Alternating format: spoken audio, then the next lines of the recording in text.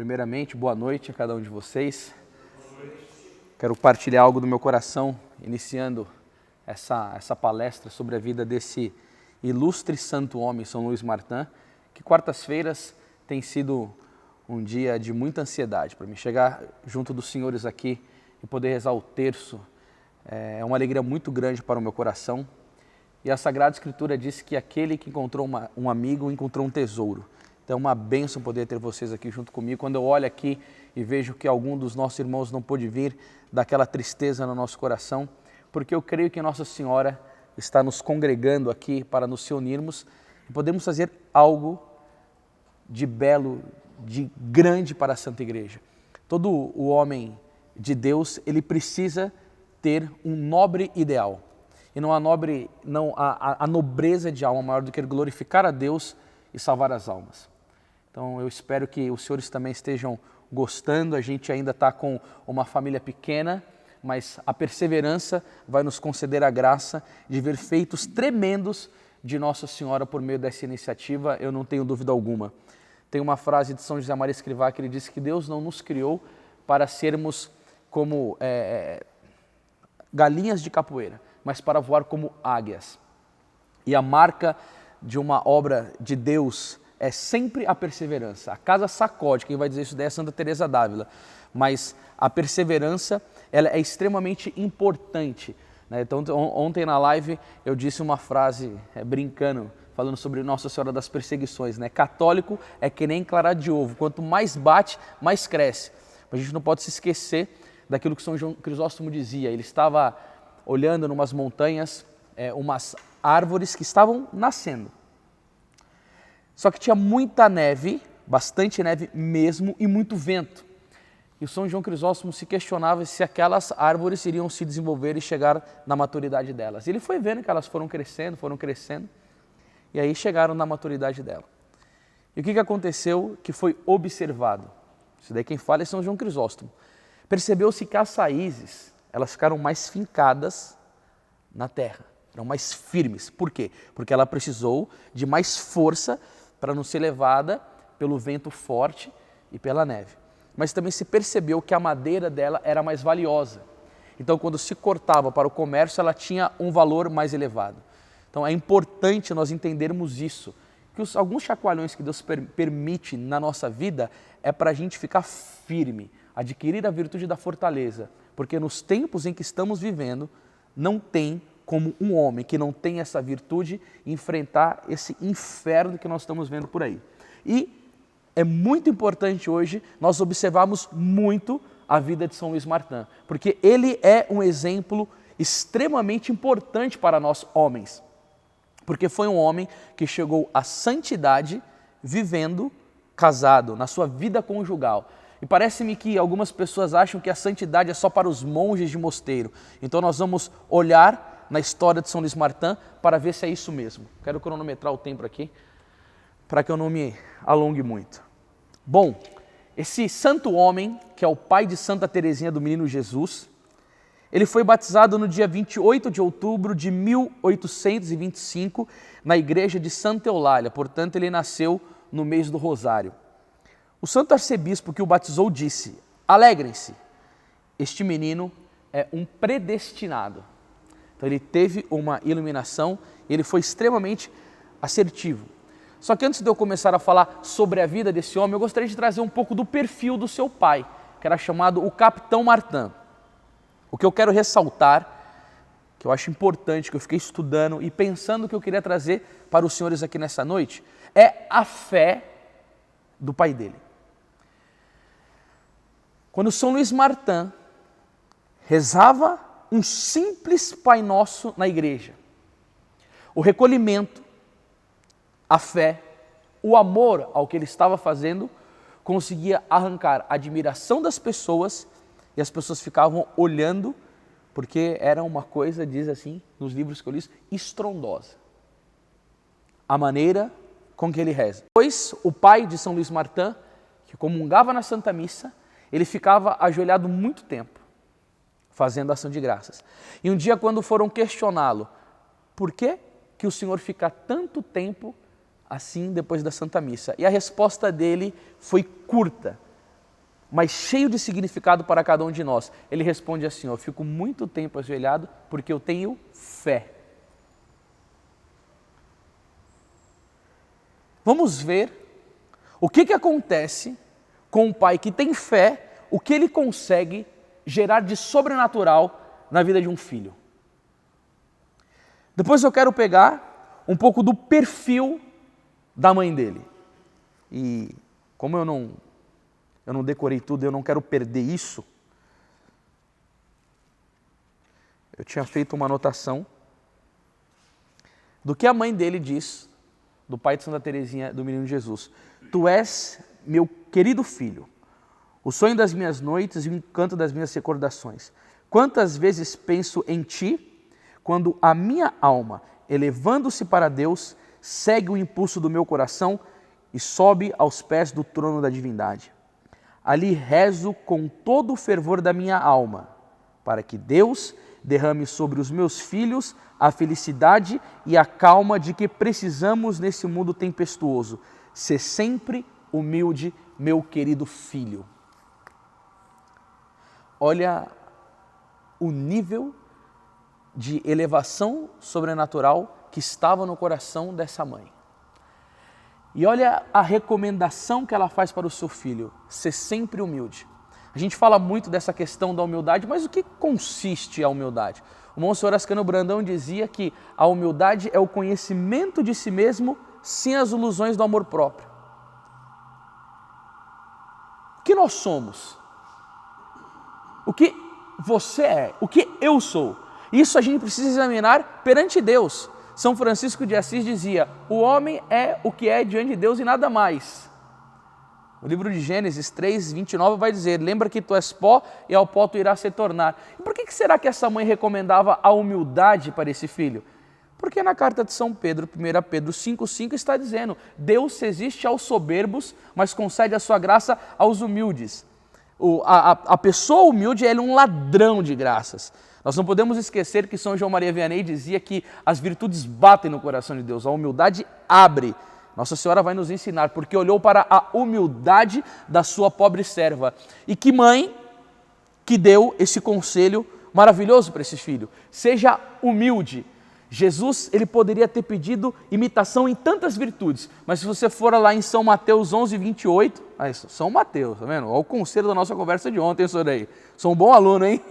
São Mateus, ontem eu estava, eu e o senhor Daí, éramos amiguíssimos. Eu estava conversando com o senhor, o Daí falou, Anderson, eu só quero falar para você aqui, quando você cita assim, Mateus, João, fica meio protestante. São Mateus, eu falei na hora, acolhi na hora. Então, vamos lá. São Mateus, capítulo 11, versículo 28. Aprendei de mim que sou manso e humilde de coração. E aí a mãe dele, a gente pode perceber que segue os padrões do Santo Evangelho de nosso Senhor Jesus Cristo. Que pais que hoje estão dando esses tipos de conselho para os filhos? Virtudes. E o mais importante é o exemplo que os pais deles tinham. Porque Santo Agostinho tem uma frase que é muito bonita, onde ele vai dizer assim, ó, não há lição mais desleal do que falar bem e viver mal. O discurso, ele acaba quando a pessoa vê que aquilo que você fala é simples retórica, mas ele não é um testemunho de vida. Mas aqui não é esse caso. Então o exemplo dos pais foi determinante para a condução da vida espiritual do filho. O que isso gerou em São Luís Martin? Simplesmente o desejo de ser um monge. Ele tinha um desejo profundo de ingressar na vida religiosa. Tinha um afeto enorme por um grande santo doutor da igreja chamado São Bernardo de Claraval, que era chamado o cantor de Maria, né? São Bernardo de Claraval, um estupendo, o nível de amor que aquele homem teve por Deus, por Nossa Senhora. E aí aconteceu que quando ele foi conversar com o superior do mosteiro, ele investigou a vida todinha de São Luís Martin, percebeu que ele tinha vocação. Eu estava vindo para cá e eu conversava com o Tiago, que um dia um rapaz foi pedir o ingresso na ordem de São Bento. E aí você imagina aquele frio da Europa, e o São Bento falou, você quer entrar aqui mesmo? Quero. Então fica aí 3 meses fora aí no gelo para ver se você tem vocação para entrar aqui.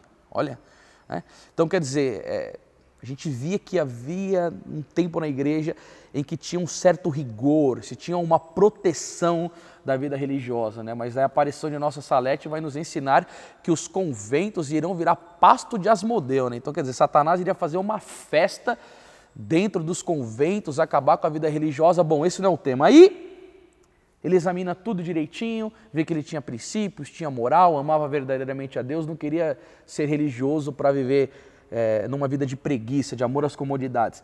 Mas aí chegou na hora de perguntar para ele se ele sabia falar o latim. E ele não estudou humanidades e nem o latim que era necessário para entrar na ordem religiosa. E ele não foi admitido. Ele não foi admitido. Quero colocar para os senhores aqui que nós precisamos aceitar a vontade de Deus para as nossas vidas, porque ela é soberana. No Pai Nosso nós rezamos, que seja feita a vossa vontade, assim na terra como no céu. O Santo Afonso Maria de Ligório disse que fazer a vontade de Deus é a roda mestra da nossa vida. E tem uma coisa que é impressionante, que nós precisamos entender isso para ver os fatos providenciais nas nossas vidas. Romanos 8:28, carta de São Paulo a Romanos. Tudo concorre para o bem daqueles que amam a Deus. Uma pessoa que ama a Deus, a providência de Deus encaminha a vida dela nos pormenores, São Luís Martin, ele tinha o desejo de ser religioso, mas os desígnios de Deus para eles eram outros. Por isso eu gosto muito daquela palavra do livro de Provérbios, capítulo 19, versículo 21. Muitos são os planos no coração do homem, mas é a vontade de Deus que se realiza. E aí São Luís Martin não foi ingresso, voltou para a sociedade e teve os seus propósitos. Uma coisa que eu gostaria de falar para os senhores aqui é que ele começou a frequentar um clube de filântropos. Ele estava lá na reunião, era um homem educado, era um homem sábio, e foram e recrutaram ele. Quando São Luís começa a frequentar aquele clube, ele descobre que aquele pessoal era da maçonaria. De imediato ele rompe, rejeita, porque ele era inabalável nas suas convicções. Sabe o que eu quero dizer para os senhores? Eu fico vendo que é um combate contra o comunismo ferrenho, mas ninguém fala da maçonaria. No governo do Bolsonaro está cheio de maçom. Esses caras, eles têm como projeto destruir a Santa Igreja de Nosso Senhor Jesus Cristo. É um problema, entendeu? É um problema. Ele, extremamente firme nas suas convicções, não quis se misturar. Porque água e óleo não se mistura. Luz e trevas também não. Também não. Nós não devemos vender as nossas convicções da nossa fé por nada. Nosso Senhor Jesus Cristo vai nos ensinar que o seu sim seja sim, que o seu não seja não. O que vem além disso é do demônio. Esse negócio de ficar claudicando com dois pés, ficar meio que abraçando o mundo, isso daí não é de Deus. São Tiago vai dizer, capítulo 4, versículo 4, adúlteros, aquele que é amigo do mundo se constitui inimigo de Deus. Quem não está comigo espalha, vai dizer nosso Senhor Jesus Cristo. Vocês estão com uma cara de assustado, amém? Amém. Está falando da maçonaria mesmo, pode que se exploda. O Papa Leão XIII condenou, a igreja condenou e estamos aqui. Com a ajuda de uma senhora, ele inaugura a sua relojoaria. Era o seu lugar de trabalho, ele trabalhava com isso. E uma das coisas que eu acho bonito, no domingo, ele fechava as portas da loja cheio de clientes para se entregar à piedade. São João Maria Vianney diz que eu conheço duas maneiras de um homem se tornar pobre: roubar os bens alheios e trabalhar aos domingos. Ele guardava esse preceito. Para que ele fechava a loja? Para se entregar à oração. Parece que hoje em dia, o domingo, que é o dia do Senhor, para muitos católicos é mera diversão. O Senhor quer nos nesse dia para guardar o nosso coração, para meditarmos, fazermos o nosso exame de consciência. Vocês só ficam lá assistindo domingo legal. Domingo legal é a Santa Missa, né, Edson? Domingo legal é estar com a família, rezar o terço, né? Amar a esposa, amar os filhos. Que domingo legal! Um monte de católicos mundanos, sem propósitos, né? Escravo das mentiras de Satanás. Eu vou guardar o domingo para Deus, né? O que você acha? Rezar, amar a Deus, fazer exame de consciência. Como está a minha vida? Como que eu tenho me comportado? Como que eu tenho feito com os propósitos que eu fiz na minha vida? É o dia. As pessoas querem saber de diversão, diversão, diversão, diversão. E aí a diversão, enquanto isso, o demônio vai empurrando um monte de gente na rampa do inferno. E olha que bonito o que São Luís fazia. Ele tinha o costume de colocar algumas máximas escritas na sua loja. Esquecia, Deus me vê. São Luís, ele era um homem que ele era amante das Sagradas Escrituras, lia muito a Bíblia.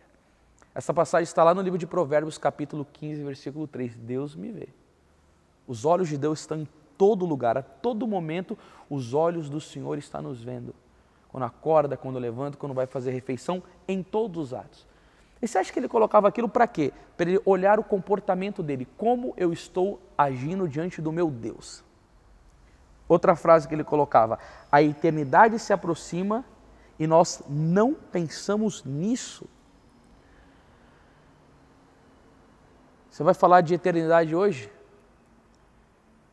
Parece que é um assunto que as pessoas não têm o mínimo conhecimento. Quando o Papa Bento XVI escreveu aquela carta Spe Salvi, que ele vai falar sobre a esperança, e que a esperança ela é algo totalmente ligado à vida eterna, é uma virtude teologal. Assim, será que os homens de hoje pensam na eternidade? E aí ele questionava se o homem contemporâneo pensa na eternidade. E o que tem feito o homem contemporâneo não pensar na eternidade? Aquele grande teólogo dominicano, o Garrigula Grande, disse que o materialismo, as pessoas só pensam no que é material. E nós devemos pensar na eternidade. E devemos trabalhar para nos salvarmos. O Santo Antônio Maria Claret vai dizer assim, para salvar-se é necessário ter a eternidade na mente, Deus no coração e o mundo debaixo dos pés. Esse daqui era o retrato desse homem. Ele tinha a eternidade na mente, Deus no coração e o mundo debaixo dos pés. É bom a gente ver a vida dele, os exemplos, e fazer umas máximas também.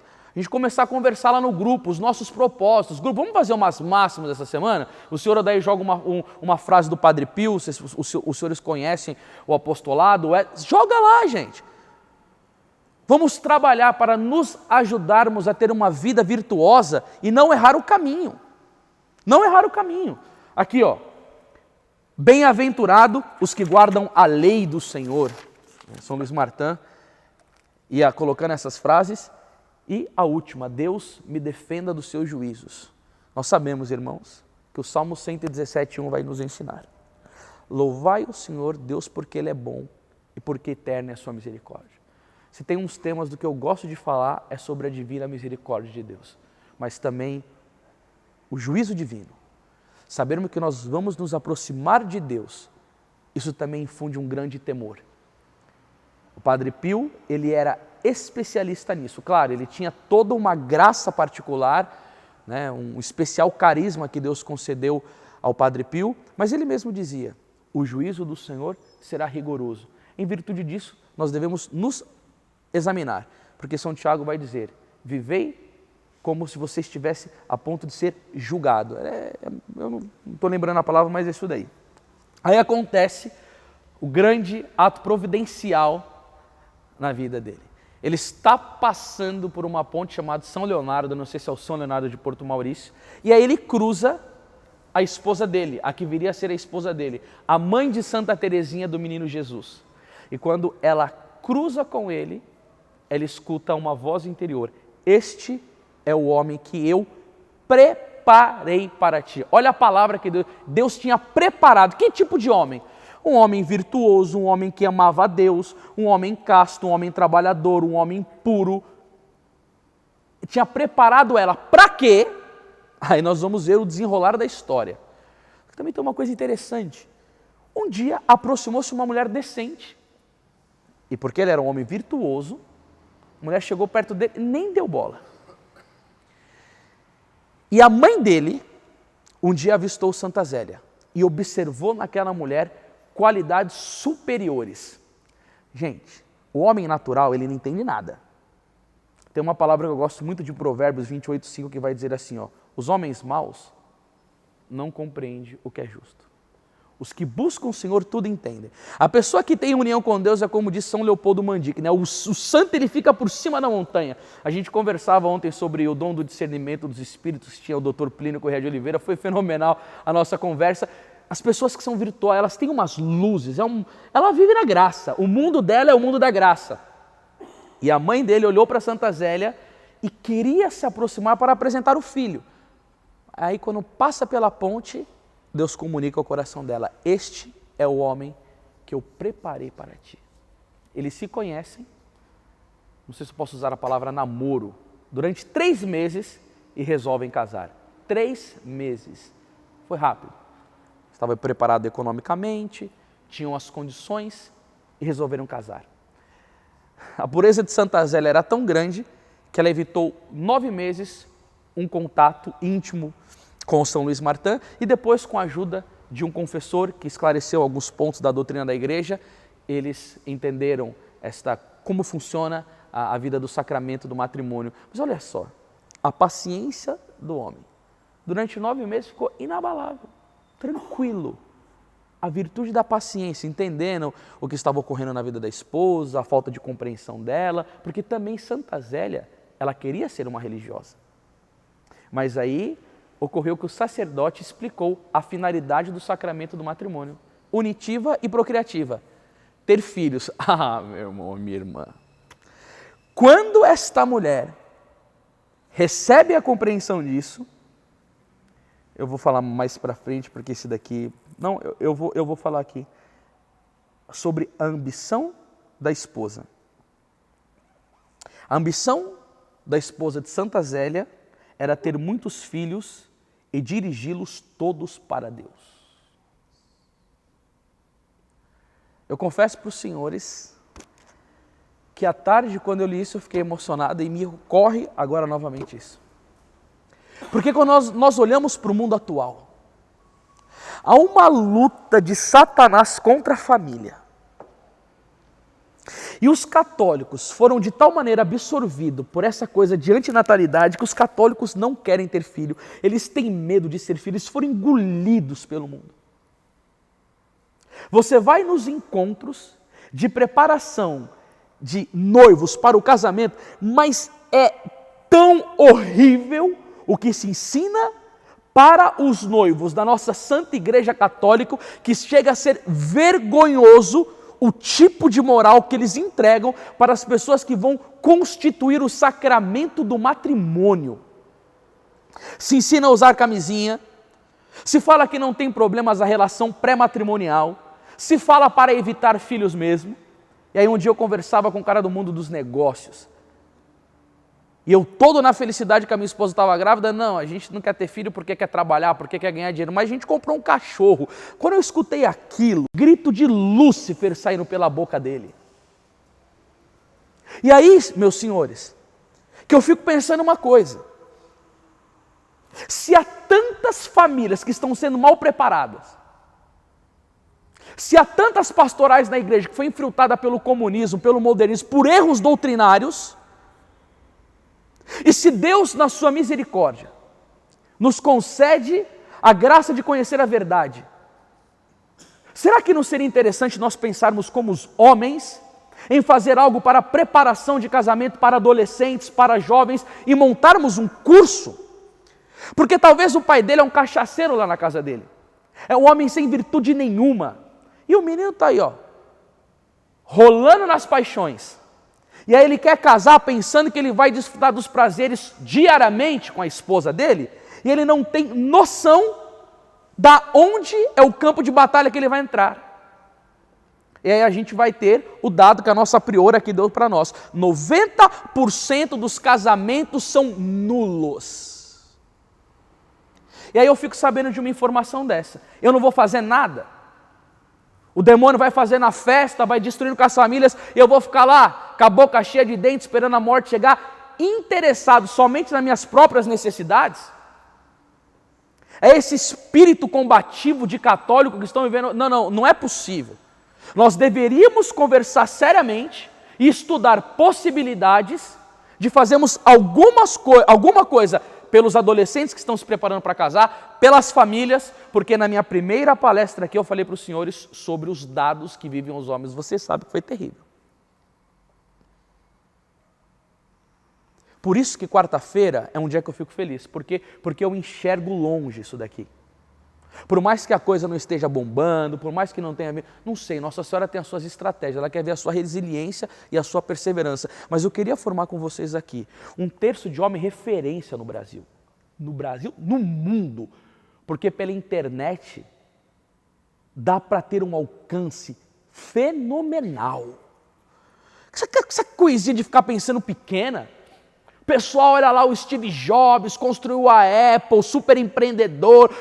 Mas nós podemos chegar muito mais longe do que eles. Nós estamos mexendo com almas. É a glória de Deus. Entendeu? Nobreza de ideal. Pensa assim, como eu vou fazer para salvar almas? Como eu vou fazer para ajudar a salvar as famílias? Essas coisas, se não consomem o nosso interior, nós estamos fracos de oração, a gente não estuda mais a fé católica, nós não estamos amando direito o nosso Senhor Jesus Cristo, a nossa devoção à Nossa Senhora está cheia de defeito, está manca, está problemática. Porque se a grande vidente de Fátima diz que a última batalha será contra Satanás e contra a família, a gente fica vendo aí, ideologia de gênero. Antigamente você podia pregar largamente na Igreja Católica contra a homossexualidade, hoje você não pode falar mais nada. O cerco está fechando, eu vou ficar como um camundongo. Aí agora me vem na memória a frase do Papa Leão XIII. A audácia dos maus, ela se alimenta da covardia dos bons. Os maus, eles são audaciosos porque os bons viraram um bando de camundongo, que esse modernismo infiltrado na igreja, desse tipo de catolicismo que deixou os homens afrouxados, né? Tudo emocional, que eu não sei o que lá. E cadê os lutadores?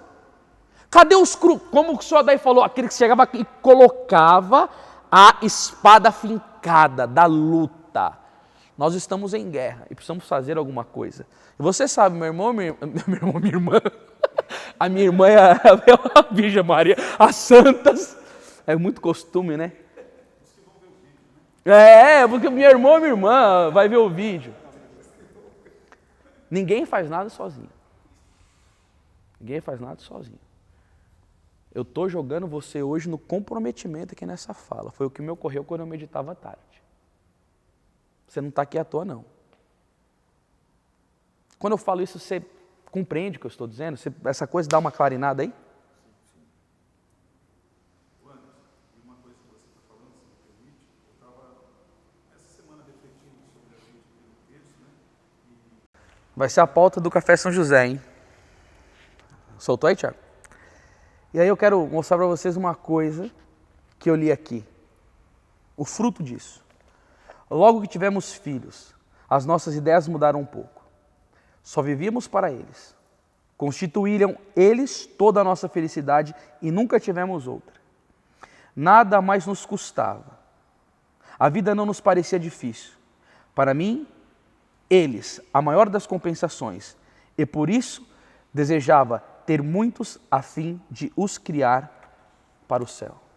Nossa! Quando eu estava ali dia da minha esposa, eu olhava para o meu filho e para o Gabriel, eu fiquei comovido. Porque essas coisas, elas são muito belas.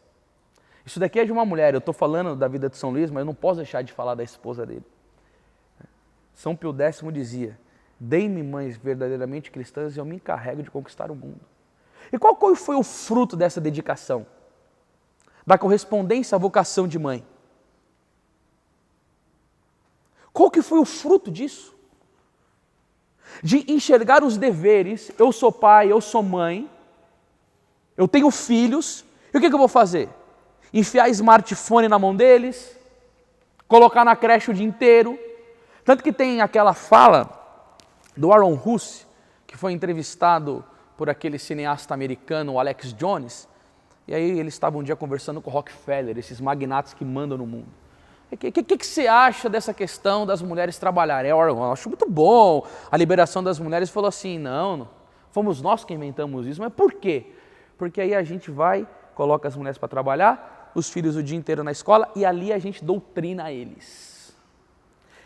E aí a mãe, muitas vezes desvirtuada, já não conhece mais a doutrina, já não conhece mais a fé, não sabe como educar o filho, aí solta na creche, deixa o dia inteiro com o smartphone, e aí o que acontece? Ela perde toda a ligação com a vida sobrenatural, começa a cometer pecados, vira mundano, mal companhia, e assim, e essa daqui? Que corresponde à vocação. Será que deu fruto? Mas claro, esse casal produziu uma das maiores santas da Igreja Católica, Santa Teresinha do Menino Jesus. Olha aqui, ó. Comprometimento. Assumir os deveres. E aí eu pergunto, eu não sei aqui, quantos que são pais aqui, não sei, os que são solteiros, e que tipo de vocação, porque o nosso mascote aqui está pensando em ser sacerdote. Mas aqui tem os outros. Como que você tem exercido a sua vida, o seu apostolado dentro da sua casa, o cuidado com seus filhos? É importante a gente refletir. Mas refletir e comparar com quem? Com o Zezinho da esquina? Não. Eu tenho que me olhar a mim mesmo e me comparar com alguma pessoa que seja elevada. São Luís Martin. E aí, a gente vai lembrar da palavra de São Francisco de Assis, né? Os santos não são só para ser admirados, são para ser imitados. Bom, deixa eu ir. Aí ele vai falar aqui da santidade no casamento. Viriam a demonstrar que a vida conjugal não é o cabo das tormentas onde naufraga toda a dedicação e todo o desejo de santidade. Olha que bonito isso. Mas o ponto de partida para uma ascensão mais ardente, porque é feita de companhia. A natureza subordinada ao ritmo da graça, longe de retardar a esta o mandamento, dá-lhe mais ardor. Pelo fato do pecado original ter perturbado a harmonia do plano divino, não se deve olhar com pessimismo para a obra do Criador, mutilado e decaído quando o egoísmo o torna estéril. O lar enobrece-se quando realiza os desígnios de Deus. A responsabilidade da família ergue-se às alturas da vocação. Gente do céu, quantas pessoas... Tem deixa eu ver como que eu posso falar. Um palestrante que fala no YouTube sobre família, ele copia muito o Padre Léo. Todo mundo acha maravilhoso, porque ele é engraçado, porque ele arranca risada do povo e todo mundo fica lá. Eu nunca escutei esse senhor falar da finalidade sobrenatural do casamento. Ele fala como evitar uma crise conjugal, uma briga assim. Isso daí é raso demais quando você olha o que a igreja nos ensina sobre isso. Não é só a questão de resolver crise conjugal, não. Os casais são chamados a ser santo. Papa João Paulo II, São João Paulo II falava da igreja doméstica. Tanto que a casa de Santa Teresinha do Menino Jesus, no tempo do Natal, era mais bonita do que a igreja. Aí alguns ficam assim, não, santo é para o convento, é para quem vive a vida religiosa. Não, o meu estado de vida. E fica nas dúvidas, mas por quê? Quem que está pregando isso hoje em dia? Quem que está ensinando essas coisas? Sobre a vocação sobrenatural. Quer ver? Faz um evento ensinando os casais como a empreender. Casais inteligentes enriquecem, vai bombar. Vai bombar. Não que a família não possa empreender. Eles eram empreendedores. Vou falar sobre isso. Mas só pensam nisso. Agora você coloca um congresso, alguma coisa sobre as famílias santificadas, quantos que terão o interesse? Parece que fugiu da memória, da vida dos católicos, o que eles devem assumir na vida do casamento. Porque a santidade deles deixou um fruto tremendo para a igreja. E aí, eu quero dizer para os senhores que quando eu fui fazer a minha preparação no meu casamento, eu comentei isso da outra vez, na outra palestra, que eu fui atrás de um sacerdote que era doutor em direito canônico. Ele me disse assim, veja bem, Anderson, eu sou um sacerdote, ele é monge, beneditino. Eu falei assim, para mim ser formado padre, eu estudei 4 anos de filosofia, 4 anos de teologia, mais a formação firme daqui do mosteiro, porque aqui a gente não brinca não, aqui a gente acorda 4h30 para rezar, trabalha e reza de verdade, para assumir um sacramento da ordem. E você também vai assumir um sacramento. Um curso de um dia. Um dia.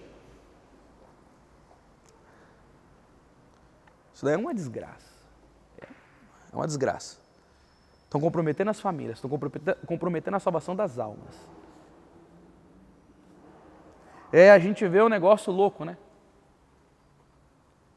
Em vez de preparar bem as famílias, não tem. Mas aí você vai lá em Belo Horizonte, tem a pastoral da diversidade gay. Olha a inversão de valores que a gente vive. E aí por isso que eu mais uma vez chamo a atenção. Irmãos, Romanos 12:2, não vos conformeis com este mundo. Esse conformismo aí, ó, bom, vamos lá. qual que é a nossa resposta, mais uma vez, eu pergunto, né? A gente tem que rezar e perguntar qual que é os planos de Deus para esse terço aqui. Bom, uma outra frase que eu achei interessante, agora eu chego nesse ponto, é que era no início do capítulo do livro, estava assim, ó, quem não receia os berços tem que amar o trabalho. Quer ter muito filho? Tem que trabalhar duro. Tem que trabalhar duro. Aí eu fico vendo um monte de... Não, quando eu casar vou ter 10 filhos. Não teve o primeiro. Quando for ver as responsabilidades e os custos no bolso aqui, ó. Ah, meu irmão. Tem que trabalhar. E São Luís, como que ele era nisso? Empreendedor. Aí depois ele começou a trabalhar com a esposa dele, que mexia com confecção de roupas, e a coisa, ó, estourou. A gente pode passar provações na nossa vida financeira, mas Deus abençoa. Se você lembrar do Evangelho de São Mateus 6,33, buscar em primeiro lugar o reino de Deus e a sua justiça, tudo mais será dado em acréscimo. O bonito de São Luís é que era inegociável para ele a missa cotidiana. Será que Deus dá bênçãos financeiras para quem vai na Santa Missa? Dá, porque Santa Brígida teve uma visão de quando o sacerdote abençoava, Jesus Cristo estava abençoando, Santa Brígida da Suécia, o trabalho e a fecundidade financeira. Estava lá Nossa, será que é São Dionísio? Gente, agora não está me ocorrendo o nome. Senhora Adair, será que era um santo casado, trabalhava numa lavoura? Eu não vou lembrar o nome dele, se era São Dionísio. Porque tem um Dionísio Areopagita e tem esse outro, mas eu vou falar a história, depois o Tiago edita o vídeo e coloca o nome do santo. A esposa dele teve uma visão que na hora em que ele estava fazendo o trabalho da lavoura, do plantio, os anjos estavam ajudando ele. E Deus comunicou a ela que naquele momento em que os anjos trabalhavam ajudando o esposo, que só ela viu e pediu para não falar para ele, era por causa da assistência e da frequência da Santa Missa, como a prioridade da vida daquele santo, Deus estava concedendo uma frutuosa bênção para o trabalho, porque ele colocava Deus em primeiro lugar. Isso daí está lá no livro de São Leonardo de Porto Maurício e Senês da Santa Missa. É maravilhoso. Se não me engano, é São Isidro Lavrador. Quem? São Isidro Lavrador. Santo Isidoro. Santo Isidoro. Não é São Isidro, porque ele é patrão de Madrid. Aí, ó, tá vendo? Para o país. Para o país todo. Santo Isidoro. Buscar em primeiro lugar o reino de Deus e tudo mais vos será dado em acréscimo. As bênçãos vieram por causa que ele vivia isso, de missa diária. E aí, os senhores sabem, depois de ter muitos filhos veio o grande fruto. A sua filha, a Santa Teresinha do Menino Jesus. E como que ela chamava o pai dela? O meu incomparável pai. Não tinha comparação. Nenhum era igual. Ele era fenomenal. Era santo, era virtuoso, era manso, era humilde. Incomparável. Imagina que graça você poder escutar esse elogio do seu filho. O meu pai é incomparável.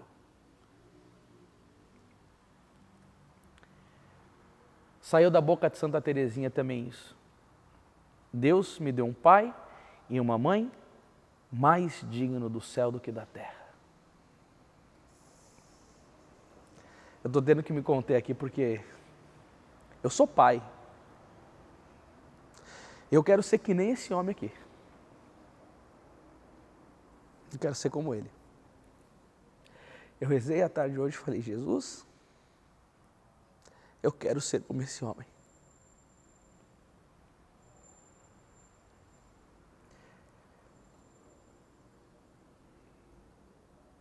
Sabe o que era bom na vida desse homem?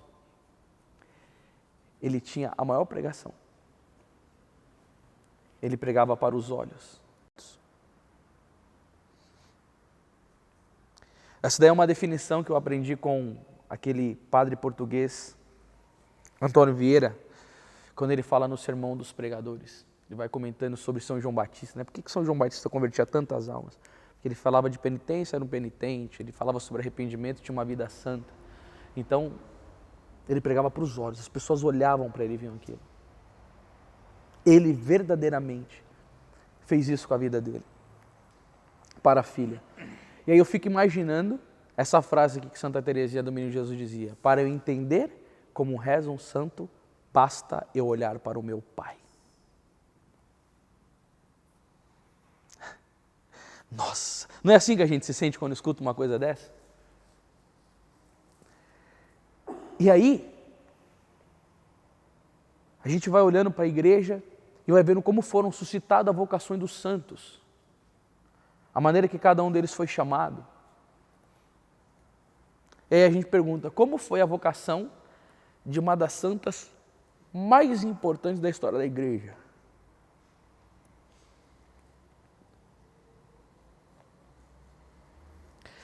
Ela dizia: a minha vocação veio do meu pai.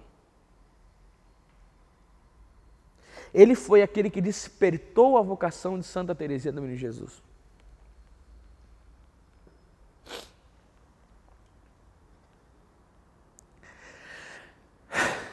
Perto de casa tem uma igreja chamada Santa Teresinha, muito bonitinha, no bairro Santa Teresinha, na Zona Norte. E quando eu vou na missa lá, eu sempre faço questão de olhar uma igreja linda, tem um desenho assim em cima, assim, ó. Aí tem a Santa Teresinha do Menino Jesus de joelho, e o pai dela com as mãos em cima escrito assim, ó, a bênção paterna. Aí você olha os tempos de hoje, é pai jogando filho do apartamento, é pais que abusam sexualmente das suas filhas,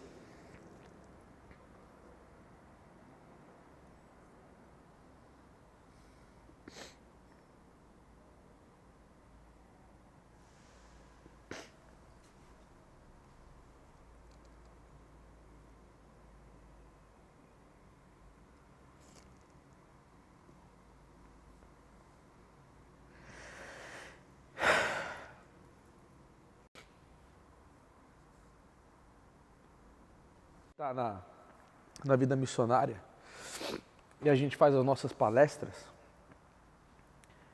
você não tem noção do que a gente escuta, de tantos casos de moças que foram abusadas pelo pai.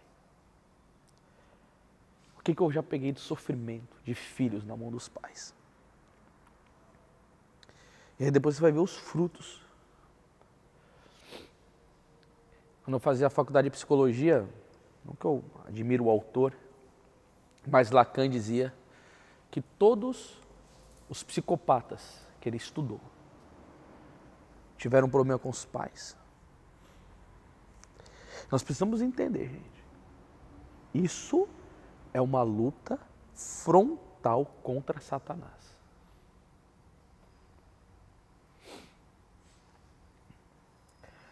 Só para terminar aqui, porque isso daqui me fez perder um pouco. Santa Teresinha, na missa, olhava mais para o pai do que para o padre no sermão na missa. Um dia, estava tendo na homilia, e o pai dela falou assim, ó, presta atenção, porque o sacerdote está falando da sua padroeira. Colocou Santa Teresa d'Ávila como padroeira. Minha filha chama Maria Clara, porque eu quis homenagear minha filha com o nome de Nossa Senhora. Clara sobre a pureza, sobre a vida da graça, sobre a claridade do brilho da graça de Deus. O meu filho chama Gabriel José, por causa do arcanjo Gabriel. Foi interessante, a gente estava com algumas coisas para definir o nome do meu filho, enrolava, João Paulo, João Pedro, queria homenagear um sacerdote, a gente estava meio confuso. Aí minha esposa falou, amor, a gente está demorando para colocar o nome do nosso filho, eu vou para a cozinha, eu vou catar um papel, uma caneta, eu vou anotar um nome lá e você anota o nome aqui. Aí os dois colocaram Gabriel. Falei, pronto, a gente não tinha nem pensado. Falei, Gabriel José, por causa de São José. Trazer essa questão da vida católica para os nossos filhos, o exemplo. Passeava à tarde com a Santa Teresinha do Menino Jesus e levava lá nas igrejas para visitar o Santíssimo Sacramento. Você imagina cada parada em cada igreja, como não eram as graças que ela recebia, né? E como o tempo se alonga agora, o que eu quero deixar para vocês aqui muito claro é que o que ocasiona quando uma alma corresponde à graça de Deus. Nesse momento nós estamos pregando aqui, mas os pais dela, ela está tudo lá no céu. E esse é um homem que a igreja elevou a honra dos altares. Nós, homens que estamos nesse terço, um homem muito santo diz, o terço dos homens vai salvar o Brasil.